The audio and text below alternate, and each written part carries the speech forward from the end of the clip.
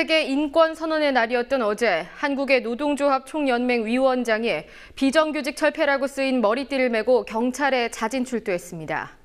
일반 교통 방해, 해산 명령 불응 등의 혐의를 받고 있는 한상균 위원장을 잡기 위해 경찰은 대규모 병력을 동원해서 조계사 경내외를 뒤덮었습니다. 왜 이런 그림을 만들었을까? 정부의 노동시장 구조개혁을 개혁이라고 비판하는 노동계의 목소리를 잠재우려한다는 의심이 끊이지 않고 있습니다. 정부는 당장 오늘부터 해고 요건 완화를 정당화하는 내용의 토론회를 개최하는 등 노동 5법 추진에 속도를 더하기 시작했습니다. 여론을 무시하면서까지 법안 처리를 강행하는 이유가 뭘까요? 그에 앞서 노동 5법의 실체는 과연 무엇일까요? 오늘 뉴스K에서 짚어드립니다.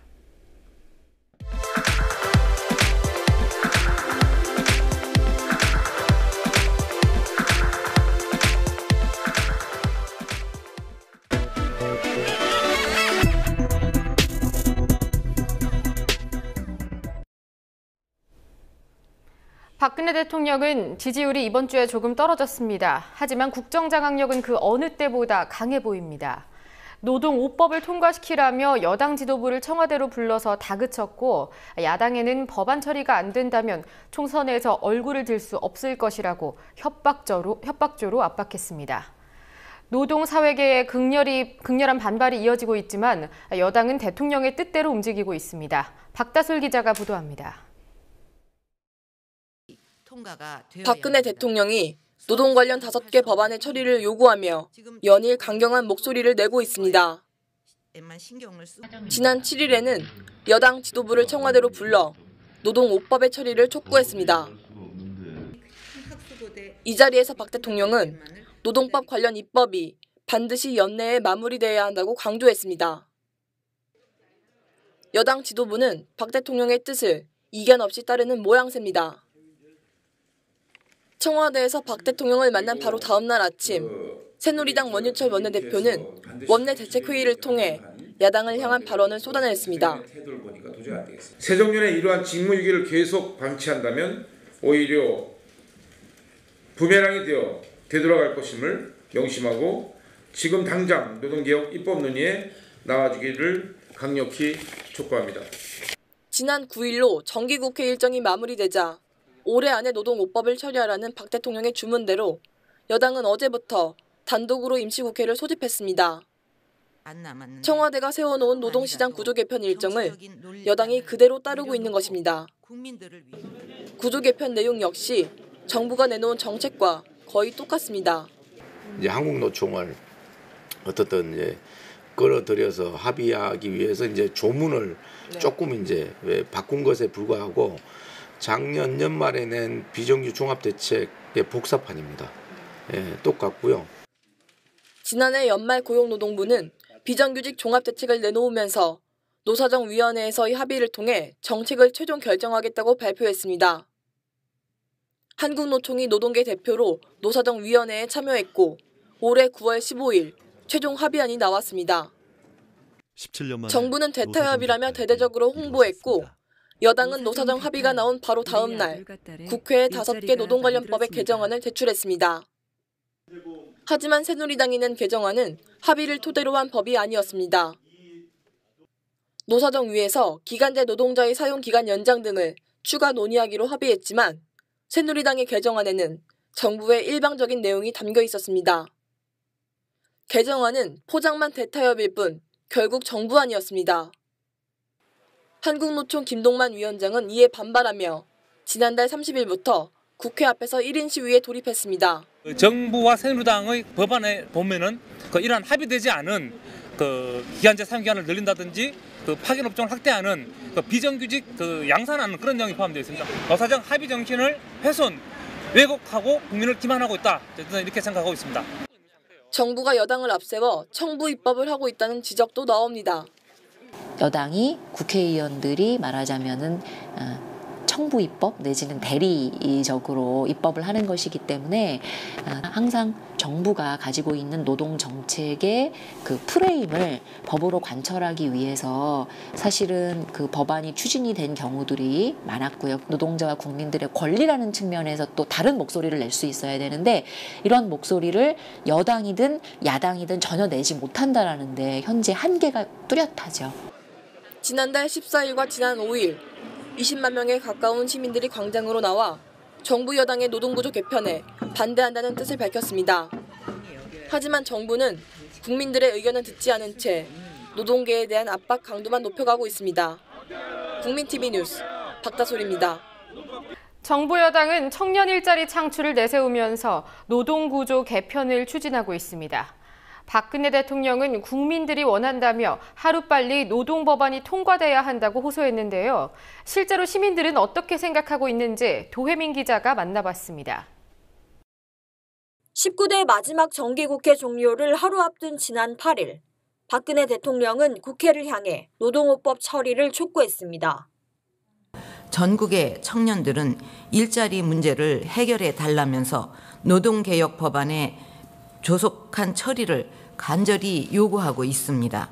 국회가 말로는 일자리 창출을 외치면서도 행동은 정반대로 노동개혁 입법을 무산시킨다면 국민의 열망은 실망과 분노가 되어 되돌아올 것입니다.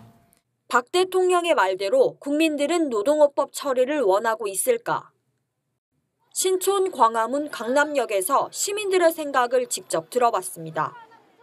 서울 신촌에서 만난 한 시민은 정부의 노동 정책을 긍정적으로 평가했습니다. 일단 개혁이 좀 되면 일자리 나눔에 좀 일단 도움이 될 것 같고 또 우리나라 임금이라든가 이런 부분도 조금은 달라질 수 있을 것 같아요. 구체적으로 어떤 걸 말씀하시는 건지? 잡 쉐어링이죠. 지금 정규직과 비정규직 문제들을 조금 해결할 수 있는 그런 키워드가 좀 들어있는 것 같아요, 이번에. 하지만 대다수는 청년 일자리를 창출한다는 정부의 주장에 회의적인 의견을 표했습니다. 뉴스K가 실시한 거리조사에 참여한 297명의 시민 중 76%는 노동 5법이 청년 일자리 창출에 도움이 되지 않는다고 답했습니다. 시민들은 개정안 자체에 문제를 제기했습니다. 기본적인 입법 방향이 훨씬 더 노동 유연화를 가속화시켜서 기업들의 규제를 풀어주는 방향이라고 생각하는데 한국에서 노사 간의 관계가 결코 평등한 관계가 아니라고 생각하거든요. 그렇기 때문에 이런 상황에서 노동을 더 유연한다 했을 때 그것은 훨씬 더 노동 조건의 전반적인 악화를 가져올 거라고 생각하고 그렇기 때문에 특히 비정규직 기간을 2년에서 4년으로 늘리는 기간제 근로자법에 대해 부정적인 의견이 많았습니다. 2년이었는데 이제 4년까지 늘리면서 계속해서 재계약할 수 있는 기회를 주겠다고 말을 해요. 근데 그게 말로는 달콤하게 들리지만 사실상 그렇게 4년을 계약하고 재계약이 될지도 미지수고 하지만 솔직히 비정규직인 입장에서는 그렇게 잘 하는 거라고 생각이 되진 않아요. 아니고 언제든지 잘릴 수 있고 그런 상황이잖아요. 근데 비정규직을 2년에서 4년을 늘려봤자 이거는 그냥 똑같은 상황을 더 악화시키는 것밖에는 생각이 안 들거든요. 비정규직을 더 기간을 늘린다고 그분들이 뭐가 달라지는지 솔직히 저는 학생의 입장에서는 잘 못 느끼겠어요. 정부 여당의 정책에 진정성이 보이지 않는다는 지적도 나왔습니다.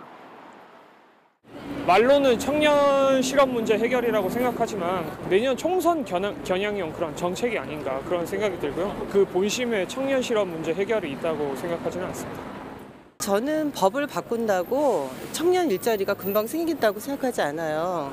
그들이 뭐가 필요하고 뭐를 원하는지를 먼저 물어보고 집회하고 이런 것도 다 막아놓으면서 언제 들을 시간이 있겠어요, 청년들의 말을. 청년 일자리 마련을 위해선 노년층 복지 개선 등 사회 구조적인 문제를 먼저 해결해야 한다는 대안도 제시했습니다. 나이 드신 분들은 더 자리에 있으시려고 하고 청년들은 더 이제 회사에 들어오려고 하니까 수요가 많이 몰려서 복지 정책이나 노후에 나이 들어서 더 편안하게 살 수 있는 그런 법이나 환경이 된다면은 그게 더 저는 지금 현상에 더 어울리다고 보거든요. 장그래 살리기 운동본부가 지난 10월과 11월 2달 동안 실시한 국민투표 결과 역시 뉴스K가 거리에서 확인한 여론과 다르지 않았습니다. 국민투표 결과 투표에 참여한 약 14만 9천 명의 시민 중 96%가 박근혜 정부의 노동 정책에 반대했습니다. 국민TV 뉴스 도혜민입니다. 박근혜 대통령이 연일 처리를 압박하고 있는 노동5법 개정안. 개정안에 어떤 내용이 담겼는지 주요 쟁점을 중심으로 김지혜 기자가 설명해드리겠습니다. 노동5법에는 기간제 근로자법, 파견근로자법, 근로기준법, 고용보험법, 그리고 산재보험법이 포함되어 있습니다. 이 가운데 가장 논란이 큰 법이 기간제 근로자법입니다. 현재 시행 중인 기간제 근로자법은 기간제 노동자를 2년 미만으로만 고용하도록 명시하고 있습니다. 개정안은 만 35세 이상, 노동자가 신청할 경우라는 단서를 달아 4년까지 비정규직으로 일할 수 있도록 그 기간을 2배 늘렸습니다. 노동자에게 선택권을 준 것처럼 했지만 결국 기업에게 비정규직 일자리를 만드는 요인만 늘려줬다는 비판이 나옵니다. 파견근로자법 역시 반발이 큽니다. 기업 회사에 소속된 노동자를 니은 회사에 일하도록 하는 것이 파견입니다. 현재는 청소, 경비 업무 등 32개 업종에 한해서만 파견 근로를 할 수 있도록 엄격하게 제한하고 있습니다. 하지만 개정안은 용접, 주조 등 이른바 뿌리 사업에도 파견을 허용하도록 그 범위를 넓혔습니다. 55세 이상일 경우에는 제조업에서 직접 생산을 담당하거나 철도 등 안전 및 보건에 관한 업무를 수행하는 경우를 제외하고는 거의 모든 업종에서 파견 노동자로 일할 수 있게 됩니다. 열악한 일자리만 늘리는 것이라는 우려가 쏟아집니다. 근로기준법과 관련된 쟁점은 통상임금과 주당 최대 근로시간 두 가지입니다. 현행 근로기준법에 명확하게 규정돼 있지 않은 통상임금의 개념을 법안에 명시하고 통상임금에 해당하지 않는 임금 항목을 대통령령에 규정하도록 법적 근거를 신설하자는 것이 개정안의 내용입니다. 정부가 시행령으로 통상임금의 범위를 정할 수 있도록 위임하는 부분이 문제로 지적됩니다. 연장, 휴일 근로수당 등을 결정하는 기준이 통상임금이기 때문입니다. 주당 최대 노동시간의 경우 일주일의 개념을 7일로 명시하고 특별 연장근로 8시간을 추가로 허용하는 것이 주 내용입니다. 노동계에서는 특별 연장 근로를 허용하면서 지금보다도 오히려 주당 최대 근로시간이 늘어난다고 반발하고 있습니다. 고용보험법은 실업급여 관련 내용이 개정 대상입니다. 먼저 실업급여를 받을 수 있는 기간은 늘었습니다. 지금은 최소 90일에서 240일까지만 받을 수 있지만 개정안은 기간을 각각 30일씩 늘렸습니다. 문제는 실업급여 수급 기준이 강화됐다는 점입니다. 현재는 지난 1년 반 동안 6개월 이상 일한 경우 실업급여를 받을 수 있습니다. 하지만 개정안은 지난 2년 동안 9개월 이상 일해야만 수급 대상이 됩니다. 실업급여 지급 대상 규정이 강화되면서 재직기간이 짧은 청년, 비정규직 등은 오히려 실업급여를 받기 어려워졌다는 지적이 나옵니다. 논란이 가장 적은 법안은 산재보험안입니다. 개정안은 노동자에게 중대한 과실이 있는 경우를 제외하고는 출퇴근 시에 발생한 사고에 대해서도 보험금을 수령할 수 있도록 범위를 확대했습니다. 국민TV 뉴스 김지혜입니다. 박근혜 대통령과 정부 여당은 청년 일자리 창출을 위해 노동5법의 개정이 필요하다고 연일 강조합니다. 국회에서 노동5법이 통과되면 청년들의 구직난은 해결될 수 있을까요? 계속해서 김지혜 기자입니다. 지금 우리 경제의 재도약과 청년 일자리 문제를 해결하기 위해서 노동개혁을 강력하게 추진하고 있습니다. 박근혜 대통령은 연일 노동시장 구조 개편이 청년들의 일자리를 위한 정책이라고 강변합니다. 노동5법을 통해 만들어지는 청년 일자리는 얼마나 될까? 지난 9일 열린 친박 의원들의 모임, 국가경쟁력 강화 포럼에서 정부가 배포한 자료입니다. 정부는 노동5법 개정안이 국회를 통과하면 15만 명 이상의 청년이 일자리를 얻는다고 홍보합니다. 특히 근로시간을 줄이는 방법 등을 통해 청년 일자리를 창출한다고 적고 있습니다. 하지만 노동오법 개정안이 통과되면 법정 주당 최대 근로시간은 지금보다 늘어납니다. 결과적으로는 현행 52시간을 40 더하기 초과 12시간을 8시간 늘리는 거야. 그러니까 사업주가 합법적으로 8시간을 더 일을 시킬 수 있게 바꾸자는 거하고 똑같아요. 현행 근로기준법상 주당 최대 근무시간은 총 52시간. 하루 8시간을 기준으로 일주일에 40시간을 일할 수 있고 추가로 최대 12시간까지 연장 근무를 할 수 있습니다. 개정안은 여기에 특별 연장근로 8시간을 추가했습니다.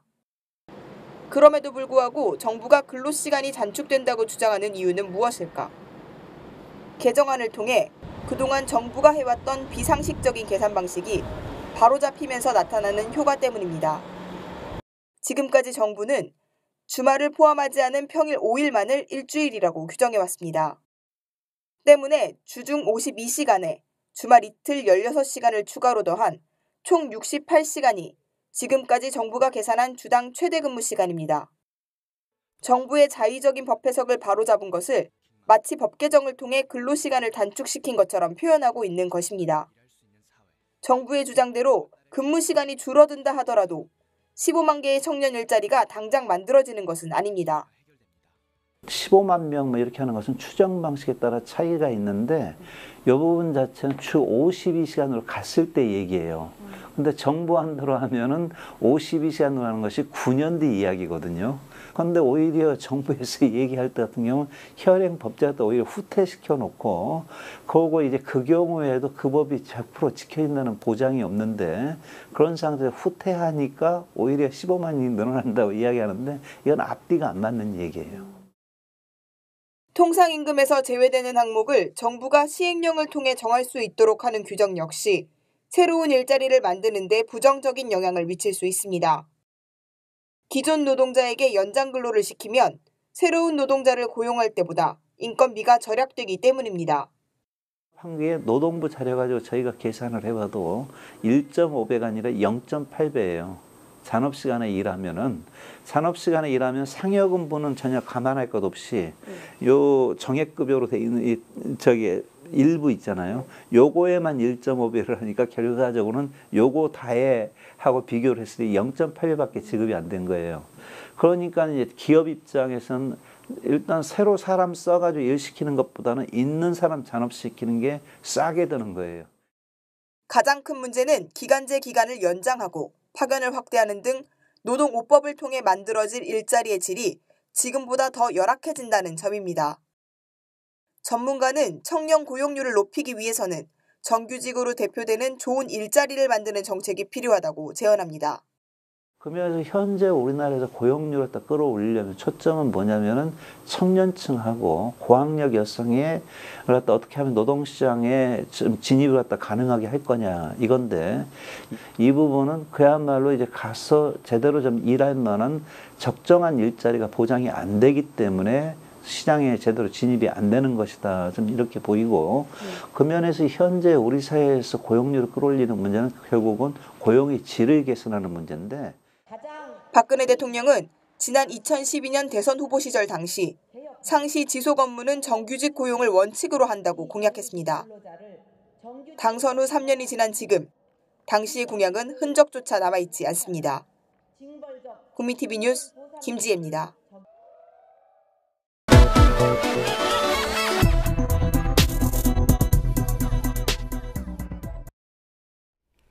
세월호 참사가 발생한 지 1년 8개월이 지났습니다. 지난 8월부터 본격적인 활동을 시작한 세월호 참사 특조위는 다음 주 월요일부터 사흘간 첫 번째 청문회를 진행합니다. 해경의 초동대처를 비롯해 사고 당시 정부 대응과 관련된 증인들을 소환해서 사고가 참사로 변한 원인을 살펴봅니다.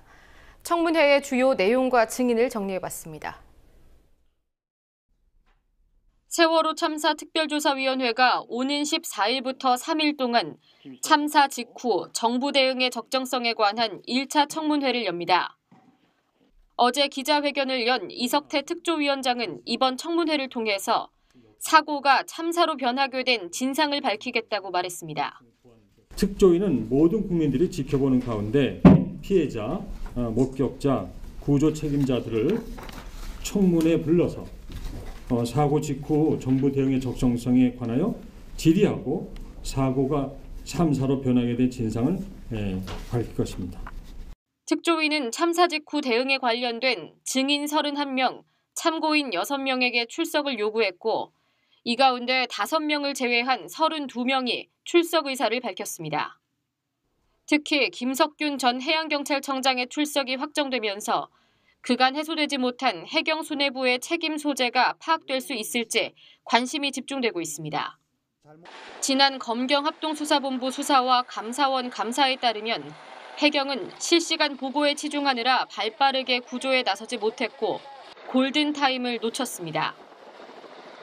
하지만 해경은 책임을 축소하기 위해 언론수사 대응 매뉴얼까지 작성하고 조직적으로 대응한 정황이 광주지검에 의해 적발됐습니다.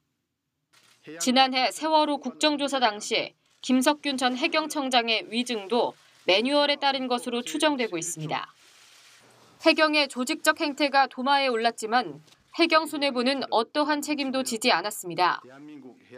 해경 지휘 라인이 대거 출석하는 청문회 첫날에 주목해야 할 이유입니다. 해경 지휘부 중에서 유일하게 유죄를 확정받고 수감 중인 김경일 123 정장도 이날 출석합니다. 둘째 날 청문회는 해양사고 대응 매뉴얼에 집중합니다. 이경옥 당시 안전행정부 중앙재난안전대책본부 차장과 우예종 당시 해양수산부 중앙사고수습본부 총괄팀장 등 정부 컨트롤타워의 주요 관계자들이 증인으로 소환됐습니다. 민간 잠수사를 동원한 수색과 시신 수습 과정이 큰 주제인 마지막 날에는 참사 피해자와 민간 잠수사 등이 참고인으로 출석합니다. 특조위는 참고인의 증언을 들은 뒤에 정부와 해군, 국립과학수사연구소 측 증인에 대한 질의를 이어갈 예정입니다. 수색 현장과 시신 수습 관리의 경우 진도 현장에 머물렀던 이주영 전 해양수산부 장관을 증인으로 채택했지만 이 전 장관은 보좌관을 통해 출석이 어렵다고 밝힌 상태입니다.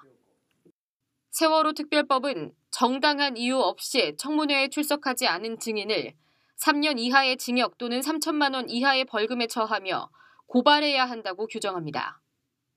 불출석 증인에 대한 고발 여부는 청문회가 끝난 뒤 특조위 전원위원회에서 판단하게 됩니다. 한편 특조위의 기자회견이 진행된 어제 인근 가톨릭회관에서는 세월호 가족협의회도 기자회견을 열었습니다. 가족들은 해수부의 특조위 정황 개입이 담긴 이른바 해수부 문건의 진위를 파악해야 한다고 촉구했습니다. 무엇보다 해당 문건은 정부의 고위관리가 조직적이고 체계적으로 특조위의 청와대 조사를 방해하려는 의도를 가지고 있었다는 것을 보여주고 있습니다. 해당 문건의 작성 주체와 작성 경위에 대해 분명하게 해명 또는 규명을 하십시오. 해수부가 관련된 것이 맞다면 특조위 활동에 부당하게 개입했음을 사죄하십시오. 정부 조사 대상에 대통령 지시사항이 포함된 지난달 23일 여당 추천위원 4명은 문건에 적힌 대로 사퇴 의사를 밝혔습니다. 하지만 4명 모두 공식 사퇴는 이뤄지지 않았습니다. 여당 추천위원들은 청문회를 앞둔 현 시점까지 결석을 이어가고 있습니다. 가족들은 또한 성공적인 청문회를 위해서 국민이 직접 청문회를 지켜봐달라고 호소했습니다. 청문회가 진행되는 사흘간 특조위는 각 일별로 오전 8시 30분까지 방청 신청서를 접수합니다. 신청자 중 선착순 150명은 신분증 확인을 거친 뒤 방청증을 받을 수 있습니다. 국민TV 뉴스 노지민입니다. 새정치민주연합 안철수 의원의 탈당 가능성이 높아지고 있습니다. 이른바 비주류 의원들의 반발에 강경한 대응을 보여온 문재인 대표는 중재안 수용 가능성을 내비쳤습니다.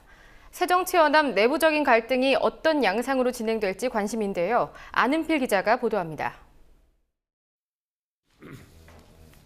강대강 구도를 이어가던 문재인 새정치민주연합 대표와 안철수 의원 간 갈등이 풀릴 수 있을지 주목됩니다. 안 의원과 비주류 측의 반발에 강경한 대응을 보였던 문 대표가 중재안 수용 가능성을 언급했습니다. 문 대표는 어제 당내 수도권 의원들과의 면담 후 안철수 전 대표가 받아줄 수 있는 방법들이 어떤 게 있을지 안 전 대표와 직접 소통이 되는 분들과 함께 논의해 나갈 생각이라고 밝혔습니다. 안 의원의 혁신안을 모두 받으며 안 의원의 선택을 압박했던 모습에 비해 조금 수그러든 입장입니다. 당내 대다수 의원들이 두 사람의 협력을 강조하고 있는 점이 영향을 미친 것으로 보입니다. 전병헌 새정치연합 최고위원은 오늘 안철수 의원에게 보내는 공개 편지를 통해 두 사람을 DJ와 YS에 비유했습니다. DJ와 YS가 가장 강력한 힘을 발휘하고 국민적 열광을 받았던 시절은 양김 선생이 민주협 공동의장을 맡았을 때였음을 우리 모두는 기억하고 있습니다. 두 분이 협력한 힘은 그 막강했던 전두환 군사 독재를 무너뜨리는데 결정적 위력을 발휘했습니다. 한편 두 분이 모두 회고를 통해 두고두고 후회한 것은 87년 대선 당시의 분열이었습니다. 하지만 문 대표가 무작정 후퇴하는 건 아닌 것으로 보입니다. 문 대표는 어제 자신의 퇴진을 압박하며 사퇴한 최재천 정책위 의장의 사의를 즉각 수용했습니다. 안철수 의원을 향해 대화의 물꼬는 열어놨지만 그 외 비주류 측의 반발엔 원칙대로 대응하겠다는 입장입니다. 문 대표는 또한 자신의 사퇴를 전제로 비대위를 구성하자고 제안한 중진 의원들을 향해 조금 더 책임 있는 자세를 가져달라고 전했습니다. 지난번 재신임 제안 때 저는 그 중진들의 중재 의견을 받아들여서 중진들의 재신임을 수용한 바가 있습니다. 그때 중진 의원들께서는 그 의견들을 수용하면 앞으로는 당 대표를 흔드는 그런 일이 없도록 하겠다라고 약속을 하셨는데 돌아서자마자 다시 흔들기가 계속돼서 결국 오늘에 이르게 되었습니다. 문 대표가 참여정부 출신 인사들의 총선 불출마를 종용하는 등 발빠른 움직임을 보이고 있지만 당내 상황뿐 아니라 외부 사정도 어렵습니다. 신당을 준비 중인 박주선 무소속 의원은 지난 9일 안 의원을 향해 행동 없는 주장은 무의미하다며 탈당 결단을 촉구했고 같은 날 천정배 무소속 의원은 국민회의라는 신당명을 발표하며 새정치연합의 해체가 필요하다고 강조했습니다. 그냥 수사적으로 말씀드린 게 아닙니다. 해체라고 볼 만한 그런 정도의 급격한 변화를 하기 전에는 이 당이 다시 무슨 회생해서 이제 정치적으로 본다면 총선 대선을 승리한다거나 아니면 좀 더 궁극적인 목표로 본다면 수권 정당이 돼서 이 나라의 많은 국민들에게 풍요와 안정과 어떤 공정한 대한민국을 가져다 줄 수 있는 그런 능력을 이미 이뤘다고 생각합니다. 결국 당내 갈등 수습을 위한 해결책으로 비상대책위원회 구성을 골자로 하는 중재안이 제시됩니다. 하지만 문 대표와 안 의원이 공동위원장을 맡는 안부터 두 사람은 아예 비대위에서 배제돼야 한다는 안까지 구체적 내용에선 의견이 갈리고 있습니다. 정치권 관계자들은 이번 주말이 새정치연합 당내 갈등의 분수령이 될 것으로 전망합니다. 국민TV 뉴스 안은필입니다.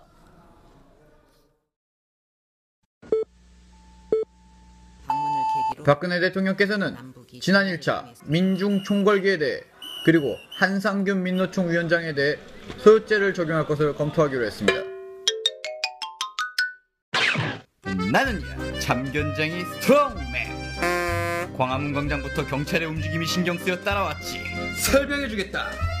소요죄는 여러 사람이 폭행, 협박 등과 같은 행위를 함으로써 성립되는 범죄로 병법 제115조에 해당한다.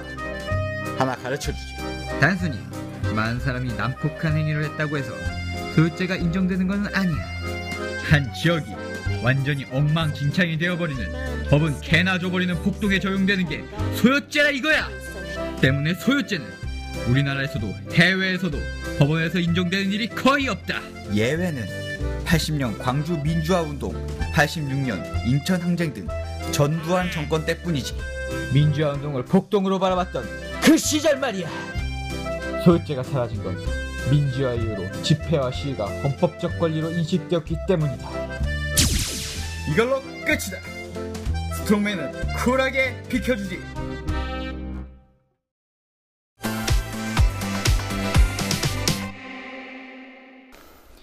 12월 둘째 주 뉴스K 주간 브리핑입니다.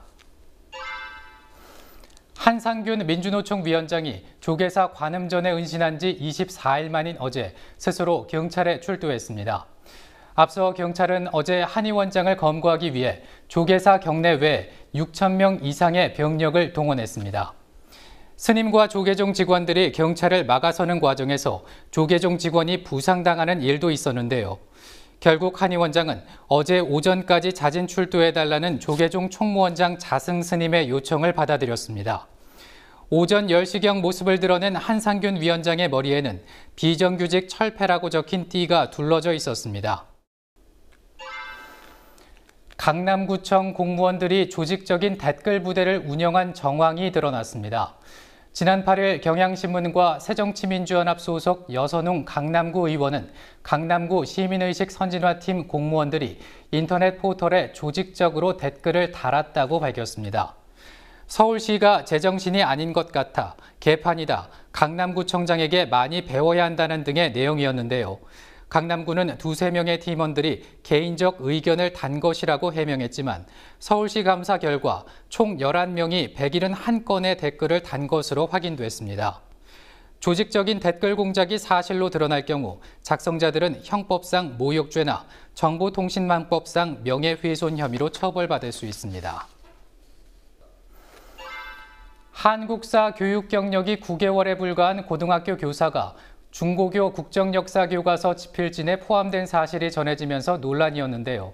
논란이 불거진 지 하루 만에 해당 교사가 자진 사퇴했습니다. 기자 성희롱 논란으로 사퇴한 최몽영 서울대 명예교수에 이어 두 번째 집필진 사퇴 소식이 전해진 겁니다. 오늘 사퇴한 김모 교사는 최근 학교 교원들에게 집단 메시지를 보내서 집필진 선정 사실을 밝혔는데요. 메시지 말미에 일본어 작별이 인사인 사요나라를 적었다고 합니다. 대법원이 어제 4대강 사업이 국가재정법 위반이라는 항소심 판결을 뒤집고 사업이 적법하다는 1심 판결을 확정했습니다. 4대강 국민소송단을 비롯한 3개 단체는 대법원 앞에서 기자회견을 열고 사법정의를 실현하지 못한 판결이라고 주장했는데요. 행정처분에 대한 무효나 취소를 받아들일 수 없다는 판단일 뿐이라면서 4대강 사업에 대한 역사적 정당성을 부여하는 것이 아니라고 강조했습니다. 최근 세상은 여전히 아름답고 열심히 살아갈 가치가 있다는 SNS 글로 논란을 일으킨 이 전 대통령, 이런 결과를 미리 예견했던 것일까요? 미국 국무부가 KF-X 개발 사업과 관련한 21개 기술의 수출을 승인했다고 확인했습니다. 하지만 기술 이전과 관련해 방위사업청이 미국과 큰 틀에서 합의했다고만 밝혀서 한국형 전투기 사업의 미래는 여전히 불투명하다는 지적이 나오고 있습니다. 원론적으로 합의만 했을 뿐 여전히 후속 협상이 필요하다는 의미이기 때문입니다. 21개 기술은 수백 가지의 세부 기술로 나뉘는데요. 앞서 미국 로키드 마틴사가 21개 기술과 관련한 문제를 제기했을 당시에도 세부 기술과 관련돼 있었습니다.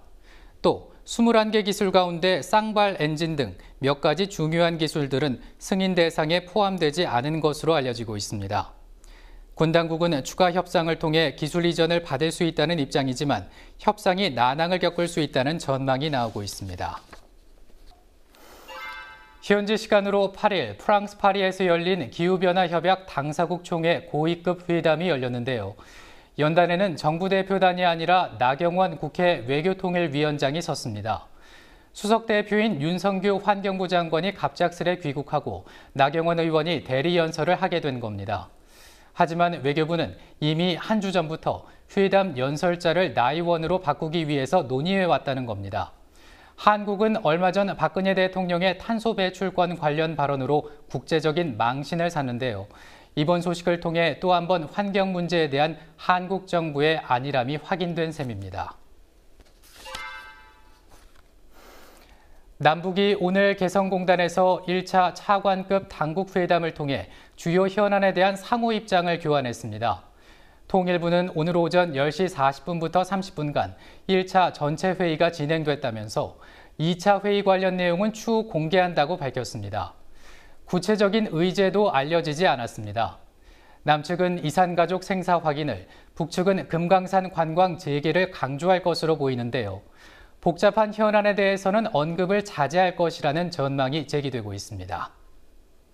지금까지 뉴스K 브리핑의 정승조였습니다.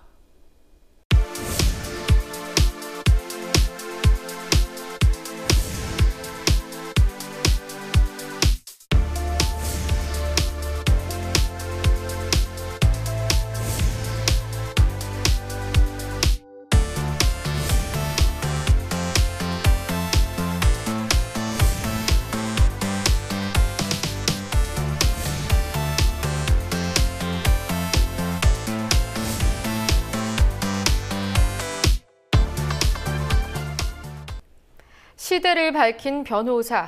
인권과 노동권이 보장받는 사회를 만들기 위해 삶을 헌신한 고 조영래 변호사의 25주기가 내일로 다가왔습니다. 노동자들이 노동권 탄압을 호소하고 사법고시 존폐를 둘러싼 법조계의 갈등이 부각되고 있는 요즘, 이른바 조영래 정신을 떠올리는 분들이 많을 겁니다. 이번 주 인터뷰 중에서는 고 조영래 변호사와 함께 암흑기에 맞섰던 김선수 변호사를 만나봤습니다.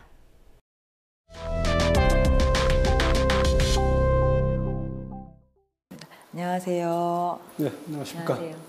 예, 바쁜 시간 허락해 주셔서 감사합니다. 지금 이곳이 조금 특별한 장소죠. 지금 고 조영래 변호사의 지금 기념 전시회가 진행되고 있는 곳인데, 이 기념 전시회에 대해서 간략하게 설명 좀 부탁드리겠습니다. 오는 12일이 조영래 변호사님이 돌아가신 지 25년째 되는 날입니다. 조영래 변호사가 그 엄혹한 그 독재 시대에 학생운동가로서 또 민주화 활동가로서 또 그리고 이제 말년에 7년간은 인권 변호사로서 치열하게 살았습니다. 그래서 우리 사회의 그 민주화와 그리고 그 인권의 확대를 위해서 변호사로서의 어떤 그 자기의 본래의 사명 이런 부분에 대해서 반성할 수 있는 계기로서 이 조영래 변호사님의 어떤 변호사로서의 삶 이것을 되돌아보게 된 것 같습니다. 그 변호사님께서 이 기념사업회 위원장을 맡으셨어요. 이 위원장직을 맡게 된 계기가 혹시 있으십니까? 저 같은 경우는 조영래 변호사님이 살아계실 때 한 3년 정도 같이 사무실에 근무를 한 경험이 있습니다. 제가 합류해서 노동 사건들을 많이 담당할 수 있겠다, 뭐 이런 생각이 있어서 일단 조영래 변호사님 사무실에 들어가게 됐고, 특히 이제 조영래 변호사님이 워낙 이렇게 인권 변호사의 전설로 이렇게 또 됐기 때문에 그런 분을 옆에 모시고 이렇게 활동을 한다고 하면 많은 것을 배울 수 있을 것 같아서 그래서 이제 합류해서 같이 활동했습니다. 변호사님께서 생각하시는 그 조영래 변호사의 정신이 있다면 어떤 걸까요? 조영래 변호사님을 가깝게 아는 모든 분들이 한결같이 얘기하는 게 인간에 대한 깊은 애정과 그다음에 배려가 있다고, 그게 이제 조영래 정신의 핵심이라고 얘기를 합니다. 그 안영도 변호사님 같은 경우는 주변에 조영래가 제일 좋아하는 사람이 바로 자기다라고 생각하는 사람이 많다는 겁니다. 그렇게 많은 사람들에게 내가 확실하게 당신을 좋아하고 있다는, 제일 좋아하고 있다, 그것도 그렇게 이제 그 이미지를 줄 정도로 그 배려하고 경청하고 뭐 그런 자세가 이제 몸에 배신 분이다. 그러면서 또 이제 뭐 국가 권력이나 뭐 이런 데에서로부터의 부당한 탄압에 대해서는 그 최전선에서 맞서서 이제 싸우시고, 그리고 그것만 아니고 인권을 확대하는 그런 새로운 영역들에서 실제로 이제 소송화해서 다양한 전술을 전개하고 뭐 치밀한 논리를 이렇게 전개해서 판사를 설득시켜서 승소 판결을 받아내셨거든요. 이렇게 일이 되게 하는 뭐 그런 능력을 가지신 분이어서 뭐 지금 현재 우리 변호사들이 그야말로 이제 사표로 삼기에 부족함이 없는 분이라고 저는 생각하고 있습니다. 네, 요즘 많이 논란이 되고 있죠. 사법시험을 4년간 유예하겠다. 이런 법무부 발표 어떻게 보셨어요? 그때 이제 로스쿨 도입하게 된 과정이 김영삼 정부 때부터 그 얘기가 나왔던 겁니다. 그래서 한 10년 넘게 관련 부처, 그다음에 그 법원, 그다음에 법무부, 교육부, 그리고 이제 뭐 시민단체나 학계, 그다음에 그 사계나 사계주의는 변협도 관여를 했죠. 그래갖고 그런 모든 그 다양한 분야의 사람들이 장기간에 걸쳐서 심의하고 숙고해서 결정을 했고, 그리고 그것을 이제 합의에 의해서 이제 법률을 만들어서 이제 국회에 보내고, 국회에서도 한 1년 6개월 이상 그 법안을 계류시키면서 뭐 그런 의견들을 모아서 이제 지금 현재 이거 로스쿨 제도를 도입하고 사실을 폐지하기로 했던 겁니다. 그런 많은 다양한 분야의 의견들이 그 집약의 과정을 거쳐서 그렇게 된 것이라고 하면 그 법무부라는 한 부처가 그렇게 마음대로 그걸 이렇게 수정하거나 변경하거나 그렇게 하는 것이 타당한지 여부에 대해서는 좀 의문이 많습니다. 말씀하신 것처럼 참여정부 때 기획단장을 맡으셔서 로스쿨, 한국형 로스쿨의 밑그림을 좀 그리셨는데, 그때 맨 처음 만드셨을 때 도입 취지는 무엇이었습니까? 그때 이제 그 사법개혁위원회, 대법원사의 사개위에서 로스쿨 도입을 하는 쪽으로 결론을 낸 것은 이 법조인을 그 어떤 수험 법학을 통해서 그 성적으로 선발하고, 그다음에 사법연수원이라는 그 국가기관에서 획일적으로 이렇게 교육을 시키는으로 인하고 그 많은 이제 그 사회적인 문제가 있다. 그래서 이제 뭐 법학 교육이 황폐화되는 것은 물론이고, 그다음에 뭐 대학 교육 전체가 다 이제 그 사시 준비 쪽으로 몰리면서 대학 교육 자체가 이제 제대로 이루어지지 못하고, 법조인들도 그 시험 공부만 그리고 이제 그 연수원에서 그 주입식으로 된 어떤 그런 교육만 받은 뭐 그런 법조인이 되니까 이제 그 사회 수요에 이렇게 대응하지 못하고, 그리고 또 이제 연수원 기수, 뭐 사법시험 기수로 인한 어떤 사회로부터 괴리된 법조 직역, 뭐 전관예우 등이 뭐 그 사법 비리 등등의 그런 근본적인 문제를 해결하기 위해서는 법조인을 교육에 의해서 양성하고 선발하는 방식으로 이거 전환이 필요하다. 이런 데 공감대가 이루어졌기 때문에 그때 이제 그런 결정을 했던 겁니다. 사시 출신 그리고 로스쿨 출신, 근데 이런 모습들이 사실은 그 일반인들이 보기에는 그냥 그들만의 이권 싸움으로 보이는 모습으로 비춰지거든요. 글쎄, 뭐 제가 볼 때는 다 같은 법조인인데 그게 안타깝습니다. 그게 뭐 사시 출신과 로스쿨 출신이 어떤 차이가 있는지 저로서는 잘 알지 못하겠고, 그러면 이제 같은 법조인, 같은 변호사로서 우리 사회에서 이제 변호사의 역할을 어떻게 하면 확대할 수가 있고, 뭐 여러 이제 뭐 국가기관이나 뭐 지방자치단체, 그다음에 뭐 기업이나 뭐 그다음에 시민사회단체, 뭐 다양한 영역에서 변호사가 그 활동을 함으로써 우리 사회의 어떤 그 법치 실현에 기여하는 그런 영역들을 이렇게 개발하고 확대할 수 있다는 거죠. 그래서 이제 그런 부분을 같이 이렇게 노력해서 변호사가 우리 사회에서 이렇게 충분하게 역할을 할 수 있는 그런 것들을 찾아 나가야 되는데, 서로 이렇게 출신에 의해서 이렇게 감정적으로 이렇게 대립하는 부분은 좀 너무 아쉬운 그런 상황이라고 생각합니다.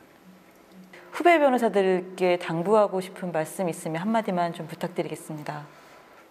예, 지금 변호사 수도 많아지고, 그다음에 상황도 이렇게 예전 같지 않게 어려워지고 뭐 그런 상황 속에서 뭐 쉽지 않게 변호사 활동하고 있을 텐데, 뭐 그런 상황 속에서도 항상 뭐 우리 사회의 어떤 공익적 가치, 그리고 우리 사회에서 이제 뭐 소외되고 좀 약한 사람들의 관점에서 활동할 수 있는 여지는 없을까, 이런 부분을 항상 이렇게 염두에 뒀으면 좋겠습니다. 그것은 자기가 어느 영역에서 활동하더라도 그 영역에서 필요한 일을 찾아낼 수 있고 뭐 그러기 때문에 뭐 그런 관점에서 이렇게 생각하는 거, 뭐 그런 것들을 이렇게 체화를 했으면 하는 생각입니다.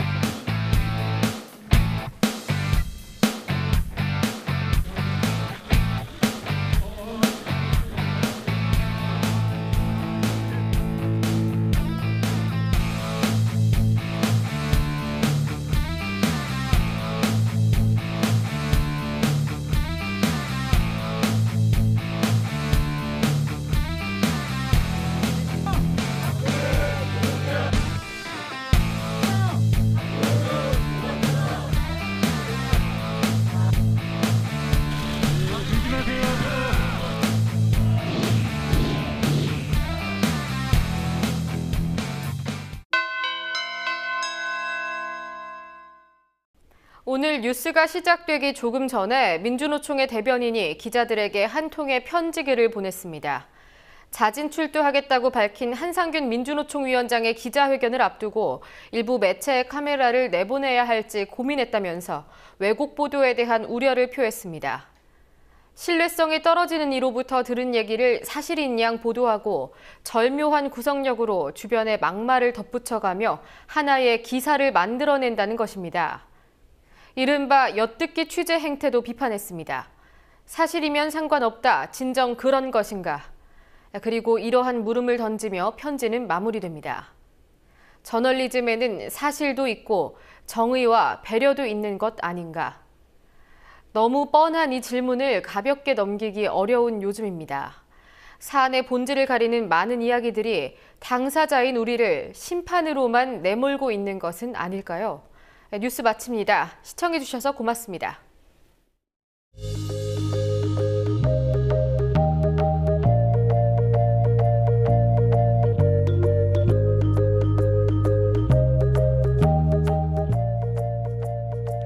미디어 협동조합 국민TV에 가입해 주신 조합원과 예비 조합원입니다.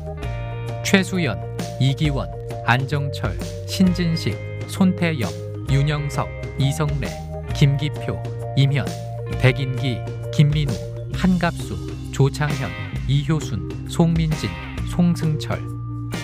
자본과 정치 권력의 자유로운 언론 미디어 협동조합 국민TV에 가입해 주셔서 감사합니다.